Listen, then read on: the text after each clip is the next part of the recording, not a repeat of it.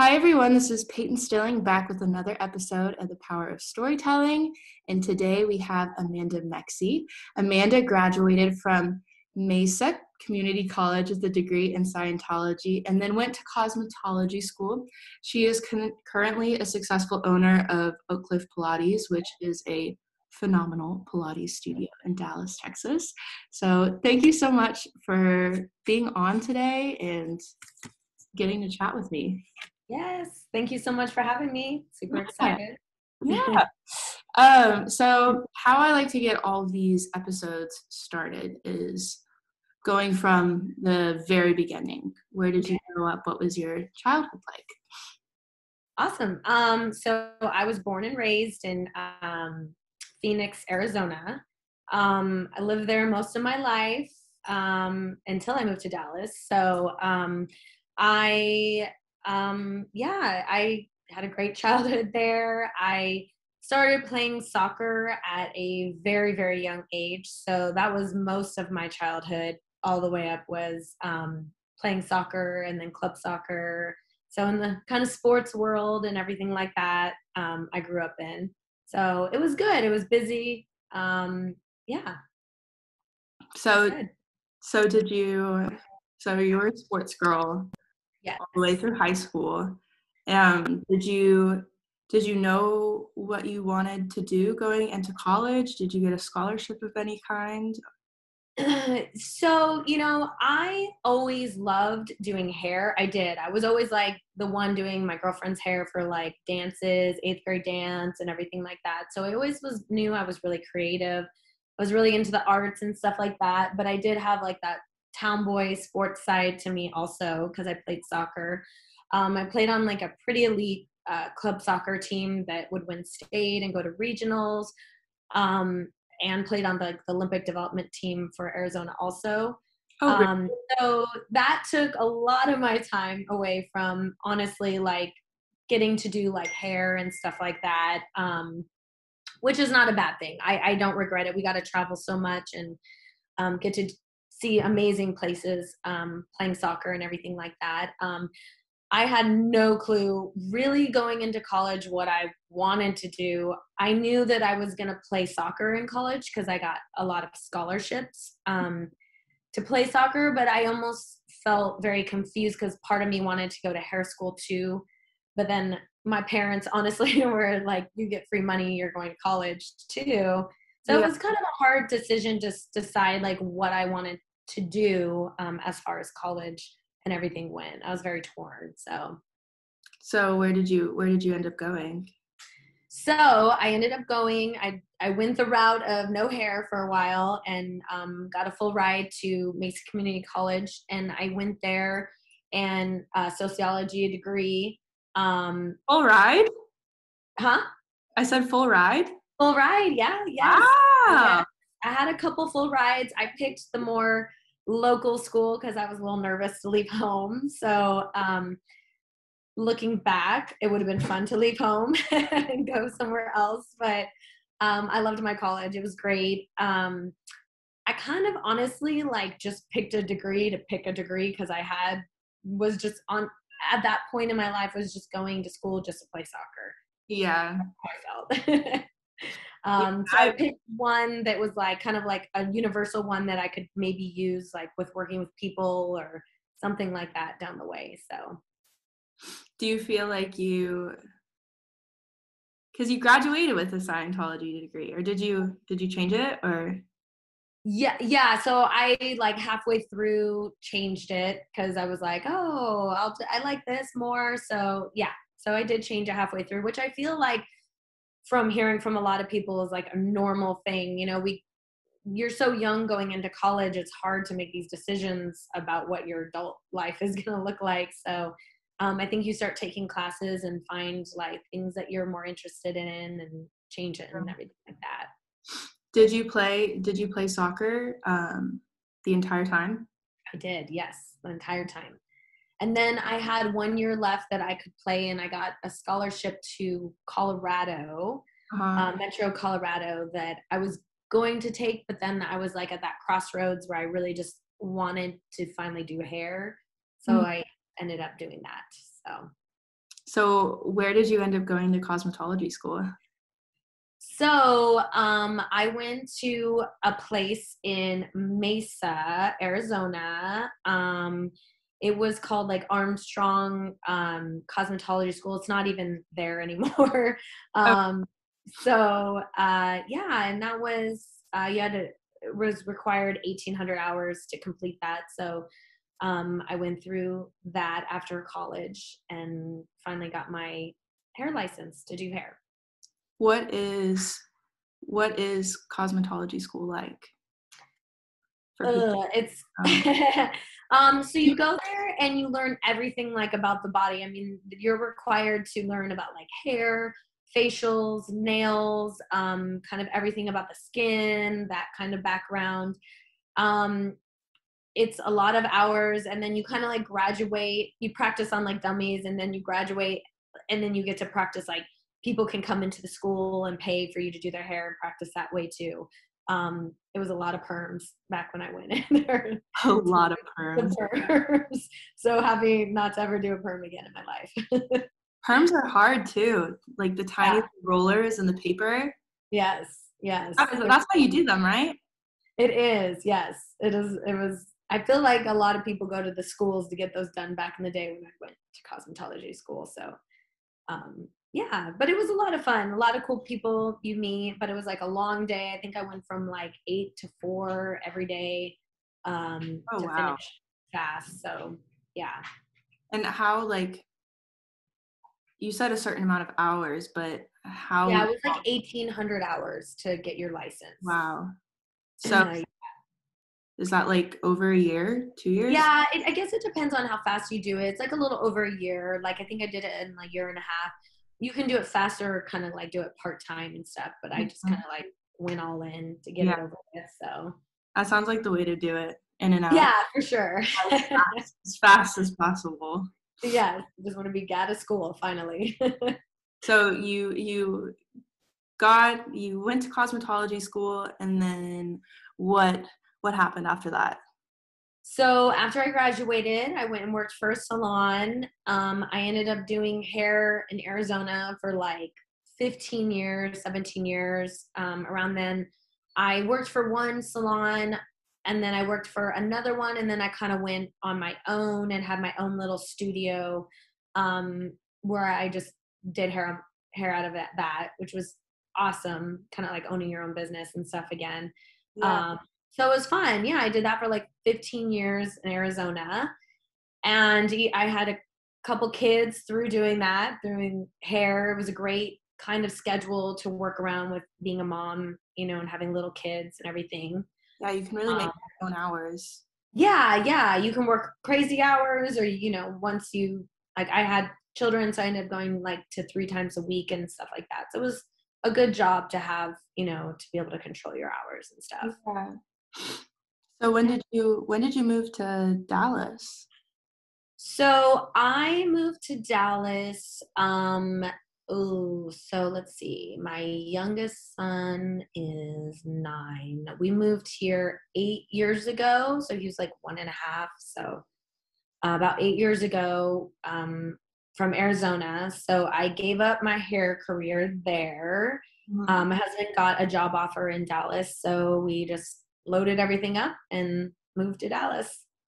How was Because you did hair in Dallas, so how was the shift from probably having a huge client pool in Arizona to Yeah. kind of starting square one-ish? Yeah, it was hard. To be honest, for 2 years I flew back and forth. Every 6 weeks I'd fly back to Arizona for a weekend and I do like 15 people or 20 people on the weekend and then I'd Oh, fly wow. back. So it was exhausting.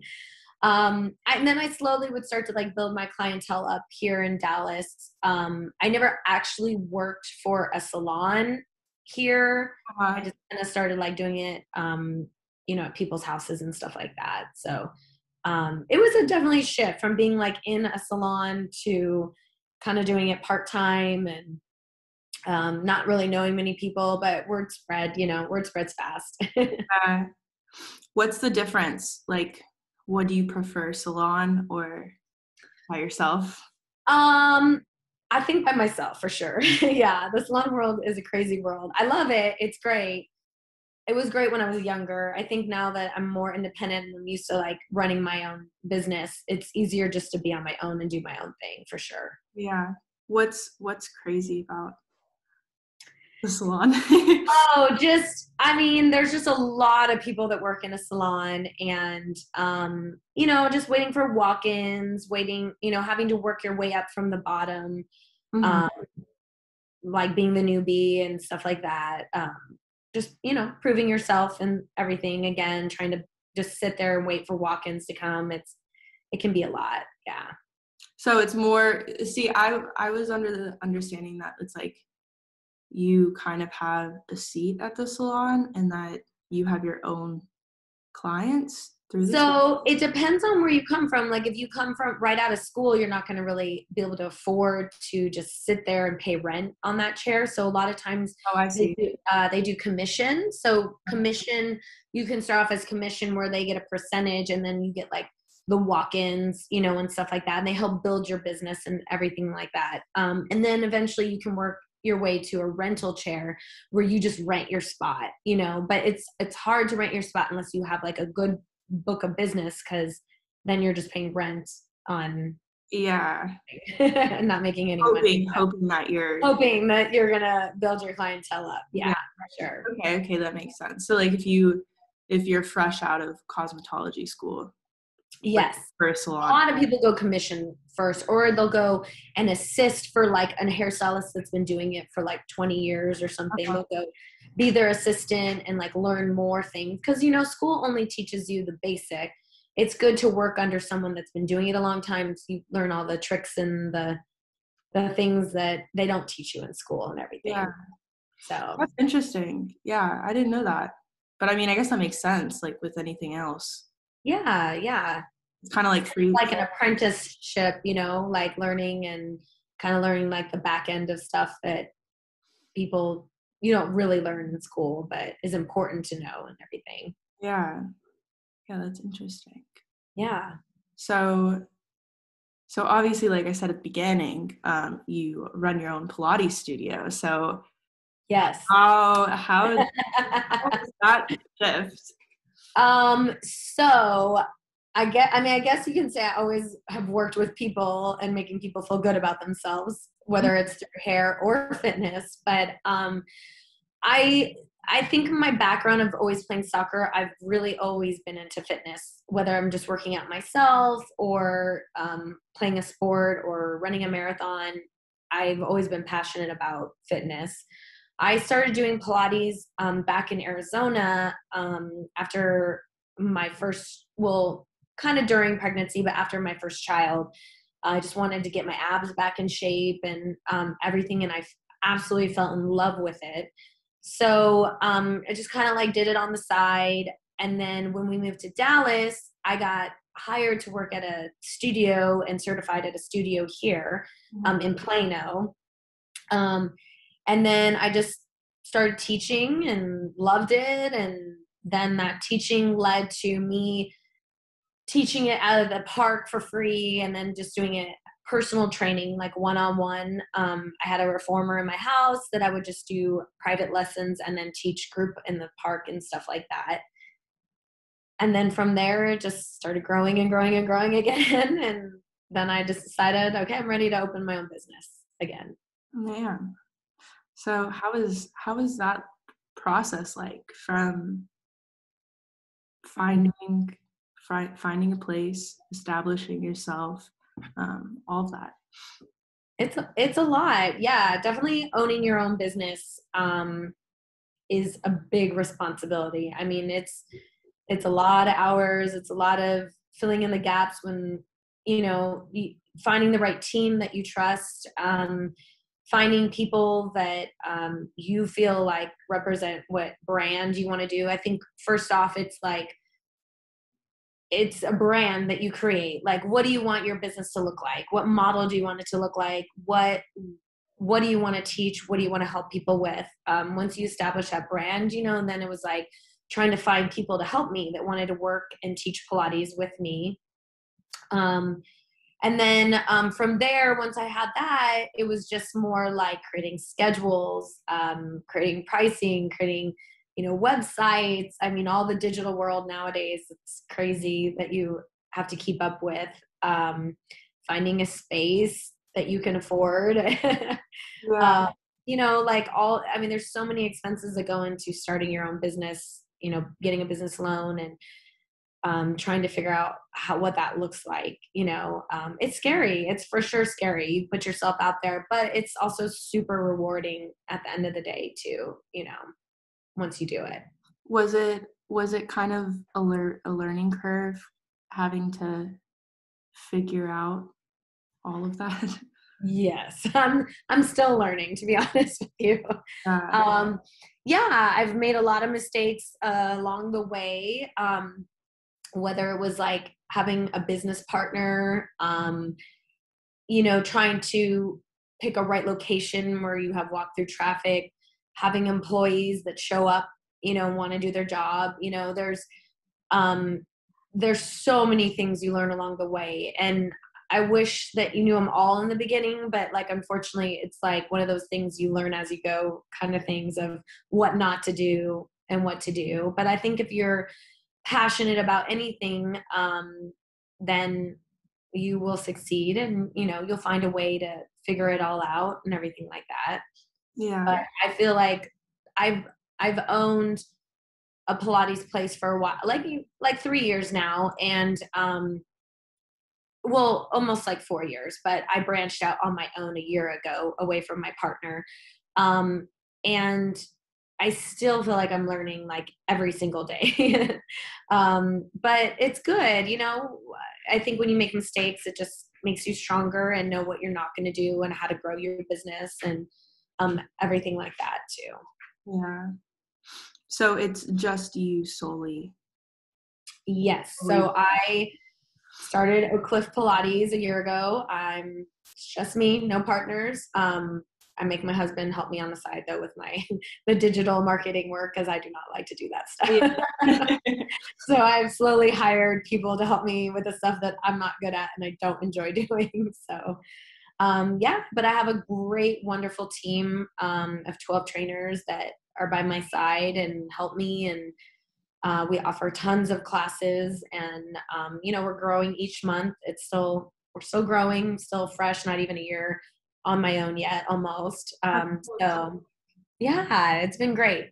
I'm feel very blessed to be where I'm at now. Yeah. So because I like did research on everything before. Yeah. And you have like the Pilates studio has a lot of write-ups and buzz around the studio, or at least because I'm very into fitness and have tried lots of studio classes and everything, but is that something that you've really focused on with the business, or has the write-ups and that sort of thing? Yeah, no, I think that has always been my main goal when I opened a studio. Like I worked at a lot of studios and I've gone to a lot of studios, and when I opened this studio, I really wanted it to be a place where like you would come in and you just feel like at home. You could come in all shapes, ages, body types. You could be a beginner, you could be intermediate, but you feel like warm and welcomed. And, you stay there after to talk and you want to have coffee. You want to be friends with people, go out with people. I wanted to make it, a very inspirational place. Just like a place where people just want to keep coming to, so I feel like all those reviews and write-ups are just something I've strived hard to make an amazing team that makes people feel that way. I think always giving back to people. I know our prices are like the lowest from all the Pilates studios that I've seen.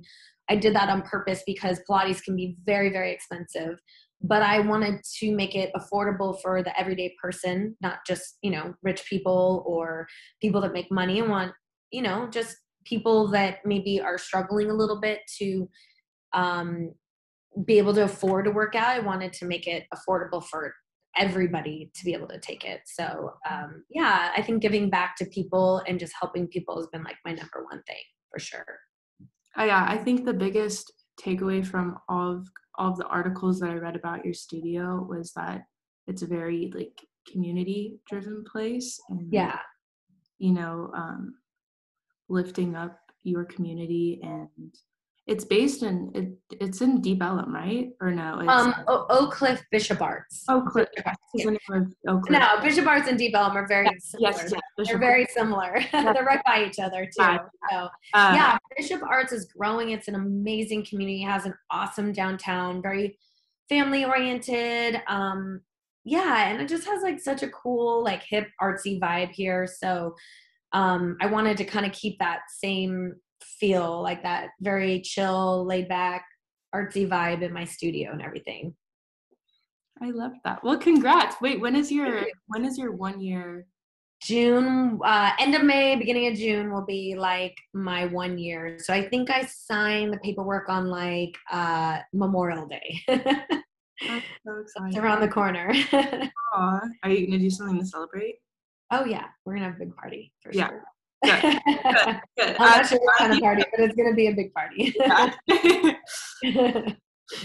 So are you, with your successful Pilates studio, are you still doing hair, or is that kind of on the back burner?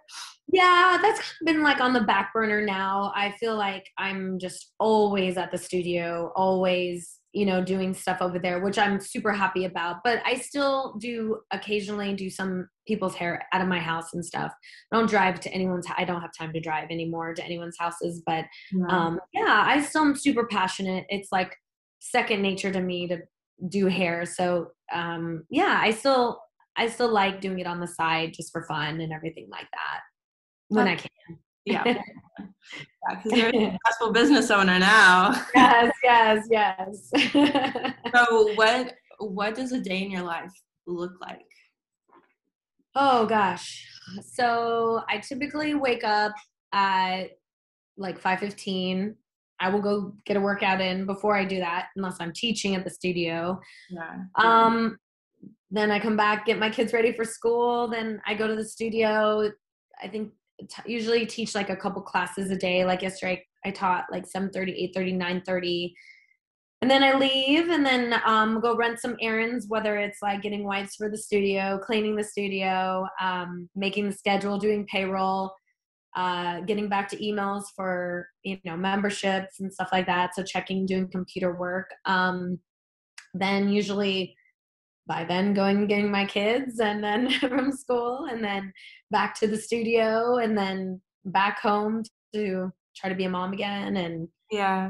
And then I crash. It's usually a long day of running and doing and answering phones and stuff like that. So what's your favorite thing about running the Pilates studio, and what's your least favorite thing? My favorite thing is teaching. It really is. Like, I'm super passionate about teaching and being there and being involved with the clients and the members and honestly meeting new people, hearing their stories. Like, I love when people come up to me and be like, Amanda, oh my gosh, like I can finally hold a plank. Just like being able to be a part of people's success is like my favorite thing. My least favorite thing is social media. I'm not good at it. I don't like trying to post on Instagram. I'm not good at keeping up with emails and stuff like that. So it's not that I don't like it. I'm just not good at it. So I guess I'd rather be the people person and in there versus like all the other stuff. So does your husband, do you kind of? Yes, I have like pushed the stuff I don't like on him because he does like digital marketing and stuff like, yeah. So I'm like, okay, you get to answer the emails and help me with these memberships and yeah.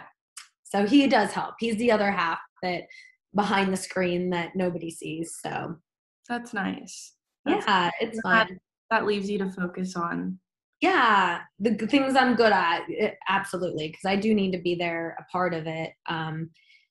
So yeah, I can only do so much. So it's good to hire out also and do the things that you just aren't great at and you don't love to do, have someone that's good at it do it for you. Mhm. So Yeah. absolutely. Yeah, knowing your strengths and weaknesses, and then For sure. For sure. and fill in, you know. Yes, yes, exactly. Well, I think my last question for you is, you know, this podcast is for high school students, you know, maybe early college students, even middle school students who Yeah, are just trying to figure out what career path they want to go down, maybe what major they want to pursue. yeah. What advice do you have? Um, I think like looking back, it's so easy to get wrapped up in what other people want you to do, right? And what you think is going to make the most money or this and that. I think doing honestly what you're passionate about, things that you love to do and following that dream, the money will come behind it. You know, focus on I know a lot of people pick these degrees because they're thinking like, oh, this makes this much money, I can do this, you know, that. And then people get really burnt out and find that it's a lot harder than it actually is. I think that if there's something you're really passionate about and that you love, follow that dream, you know, and everything else will follow. You know, I was super happy that I went to college and played soccer, but I am happy I didn't continue on playing soccer and I finally went and did hair because it led to something so great of like owning my own business and knowing how to do that and just steps of talking and getting to know people and being a people person along the way. So um, don't be so stressed out too. I know there's so much pressure on picking like this one degree that like changes your life. And I think when you're so young, that's a lot of pressure to put on you. Maybe just start taking like little classes that interest you, you know, and dipping and dabbling in a little stuff. Don't commit to just one thing off the bat because things change and we grow every day as a person. I'm so different now than I was back then. So I think doing something that you're good at or that you're passionate about, whether it's like hair or music or arts, like I think it's important to follow your dreams for sure. Yeah, I 100% agree. And Yeah. I think I hear people say like I'm not passionate about anything, so I'll just pick a career that makes me a lot of money cuz Yeah. Yeah. and it's like, yeah, sure, you might have a lot of money, but you're going to have to end up spending a large majority of your life working at something that you just don't really care about, you know? Yeah. And I have a lot of friends that did that and then got out and started those jobs and realized they absolutely hated it and then did something completely different that had nothing to do with their degree at all, you know?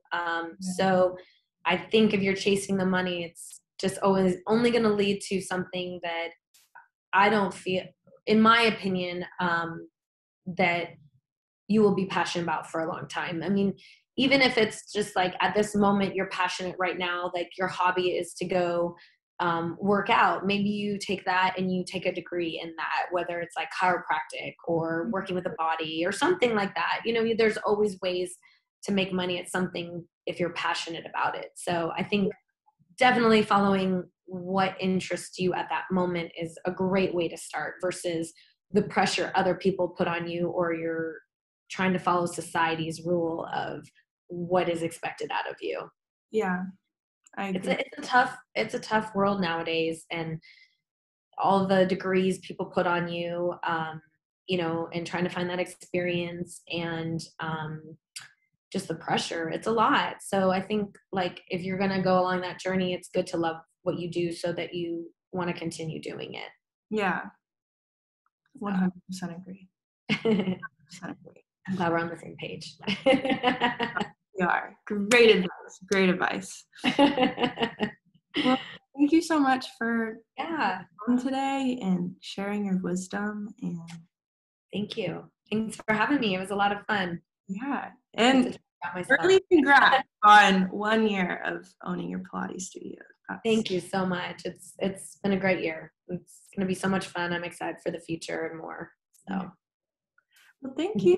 Have a good All rest right. of the day. Yeah, you too. Thanks for having me. I appreciate it. Okay, and that's a wrap.